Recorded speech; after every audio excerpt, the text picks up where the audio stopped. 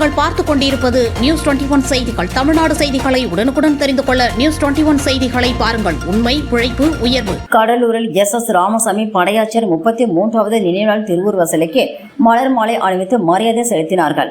கடலூரில் எஸ் ராமசாமி படையாச்சியர் 33வது நினைவு தினத்தை முன்னிட்டு எஸ்எஸ்ஆர் பேரவை மற்றும் பாதிரிக்குப்பம் ஊராட்சி வன்னிய சமுதாய நல சங்கத்தின் சார்பில் கடலூர் மஞ்சுக்குப்பம் மைதானத்தில் உள்ள எஸ் ராமசாமி படையாச்சியர் மணிமண்டபத்தில் உள்ள அவரது திருவுருவ சிலைக்கு மாலை அணிவித்து மரியாதை செலுத்தினார்கள்.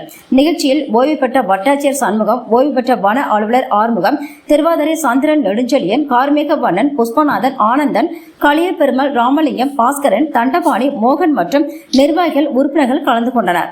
நிகழ்ச்சியில் கடலூர் மாநகராட்சியில் பொதுமக்களின் பயன்பாட்டில் உள்ள வன்னீர்குளம் மாணிக்கம் தேவி திரு எஸ் ராமசாமி படையாச்சியர் சொந்த நிலங்களை தானமாக வழங்கி கட்டப்பட்ட அரசு கட்டிடங்கள், அரசு பொது மருத்துவமனை அமைந்துள்ள இடம், அரசு ஆண்கள் மற்றும் பெண்கள் ITI அமைந்துள்ள இடம், கந்தசாமி பெண்கள் கல்லூரி அமைந்துள்ள இடம், பேருந்து நிலையம் அமைந்துள்ள இடம், கடலூரில் இருப்பு பாதை அமைக்கப்பட்டுள்ள இடம், சுமார் ரூபாய் 50 கோடி மதிப்புள்ள பஸ் நிலைய பேருந்துகள் வெளியில் செல்லும் பாதைகள் அமைந்துள்ள இடம் உள்ளிட்ட இடங்களை தானமாக கொடுத்த பெருந்தகையான எஸ் ராமசாமி படையாச்சியர் பெயரை சூட்டிட தமிழக அரசை கேட்டுக்கொண்டு தீர்மானம் நிறைவேற்றப்பட்டது.